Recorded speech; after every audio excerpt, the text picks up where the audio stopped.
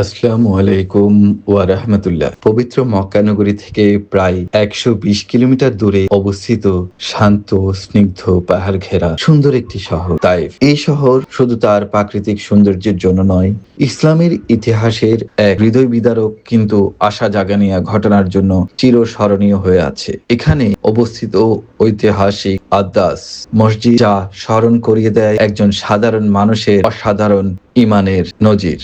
এটি নবুয়তের ১০ম বছরের ঘটনা।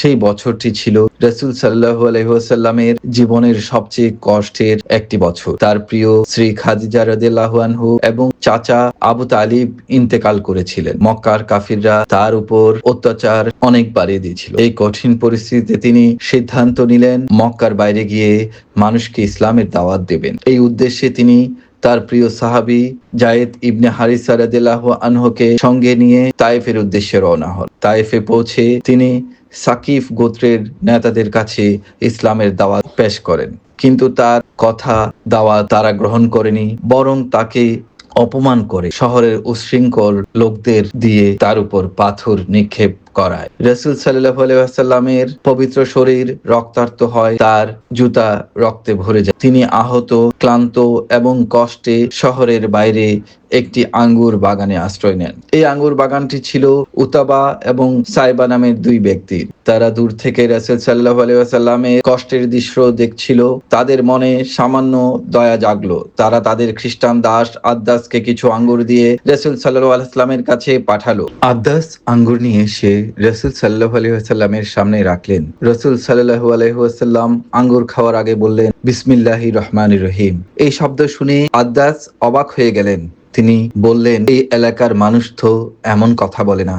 জিজ্ঞেস করলেন, আপনি কোথা থেকে এসেছেন? রাসূল সাল্লাল্লাহু আলাইহি ওয়াসাল্লাম বলেন, আমি মক্কা থেকে এসেছি। আদ্দাস বললেন, আমি নিনেভাই শহর থেকে এসেছি। তখন রাসূল সাল্লাল্লাহু আলাইহি ওয়াসাল্লাম বললেন, এটি তো সেই শহর যেখানে আল্লাহর নবী ইউনূস আলাইহিস সালাম ছিলেন। তিনি আমার ভাই, তিনি নবী ছিলেন, আমিও নবী। এই কথা শুনে আদ্দাস স্তম্ভিত হয়ে গেলেন। তিনি বুঝতে পারলেন এই ব্যক্তি সাধারণ কেউ নন, তিনি আল্লাহর নির্বাচিত রাসূল মুহাম্মদ সাল্লাল্লাহু আলাইহি ওয়াসাল্লাম। তিনি সাথে সাথে রাসূল সাল্লাল্লাহু আলাইহি ওয়াসাল্লামের হাতে হাত ও পা চুম্বন করলেন এবং ইসলাম গ্রহণ করলেন।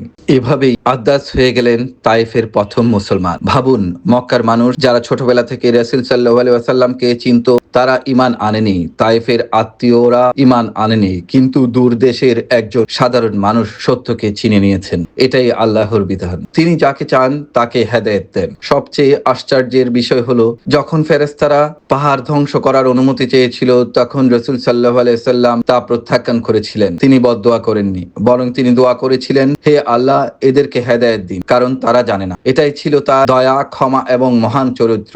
আজ সেই ঐতিহাসিক স্থানে নির্মিত হয়েছে মসজিদে আদ্দাস। এই মসজিদ আজও সেই ঘটনার নীরব সাক্ষী হয়ে দাঁড়িয়ে আছে। এখানে গেলে মনে পড়ে যায় রাসূল সাল্লাল্লাহু আলাইহি ওয়াসাল্লামের কষ্ট, ধৈর্য এবং আল্লাহর উপর তার অঢেল বিশ্বাসের কথা। আমি আমার সফর সঙ্গী আজগর ভাই, আলী হোসেন মামা, ছোট ভাই মুন্না এবং অন্যান্য হাজীদের নিয়ে সেই আঙ্গুর বাগান সহ ঐতিহাসিক স্থান পরিদর্শন শেষে মসজিদে আদ্দাসে প্রবেশ করলাম। মসজিদে প্রবেশ করে আমরা তাহিয়াতুল মসজিদের নামাজ আদায় করলাম। নামাজ শেষে বের হয়ে আসার প্রস্তুতি নিচ্ছিলাম। দরজার কাছে এসে গেলাম, কিন্তু হঠাৎ স্থানীয় মুসল্লি এবং মসজিদের দায়িত্বরতরা আমাদের পথ আটকে দিলেন। তারা কোনোভাবেই আমাদের বের হতে দেবেন না ইফতার না করে। আমরা বললাম, কোনো সমস্যা নেই, কিন্তু তারা জোর করেই আমাদের বসালেন। তাদের আন্তরিকতা, তাদের ভালোবাসা আমাদের হৃদয় ছুঁয়ে গেল। স্থানীয় রীতিতে একটি বড় থালায় করে ইফতার পরিবেশন করা হলো। সেখানে ছিল বিভিন্ন ধরনের ইফতার সামগ্রী, তাজা ফল ও পানীয়। আমরা অনুভব করলাম, এ যে শুধু ইফতার নয়, যেন রাসূল সাল্লাল্লাহু আলাইহি ওয়াসাল্লামের অতিথিদের জন্য আল্লাহর পক্ষ থেকে ভালোবাসার উপহার। তাদের আতিথেয়তায় আমি এতটাই মুগ্ধ হয়েছি, নিজের অজান্তেই চোখ দিয়ে অশ্রু ঝরছিল। মনে হচ্ছিল এটাই সেই শহর যেখানে একদিন প্রিয় নবীজি রাসূলুল্লাহ সাল্লাল্লাহু আলাইহি ওয়াসাল্লাম আহত হয়েছিলেন। আর আজ এই সেই শহরের মানুষ তার উম্মতদের এত ভালোবাসা দিয়ে আপ্যায়ন করছে। মহান আল্লাহর দরবারে শুকরিয়া আদায় করে নিলাম, যিনি আমাকে এই ঐতিহাসিক স্থান দেখার এবং এমন ভালোবাসা ভাগী হওয়ার সৌভাগ্য দিয়েছেন। তিনি আমার রব, মহান আল্লাহর দরবারে কোটি শুকরিয়া আদায় করে বারবার মহান রবের কাছে দোয়া করছিলাম। আদ্দাস ছিলেন একজন সাধারণ মানুষ, কিন্তু তার ঈমান তাকে ইতিহাসে অমর করে রেখেছে। এই ঘটনাটি আমাদের শেখায় ধৈর্য, ক্ষমা এবং আল্লাহর উপর পূর্ণ বিশ্বাস একজন মুমিনের জন্য সবচেয়ে বড় শক্তি। আল্লাহ আমাদের সবাইকে রাসূল সাল্লাল্লাহু আলাইহি ওয়াসাল্লামের আদর্শ অনুসরণ করার তৌফিক দান করুন। আদ্দাস মসজিদ, তায়েফ থেকে মির্জা ইমতিয়াজ।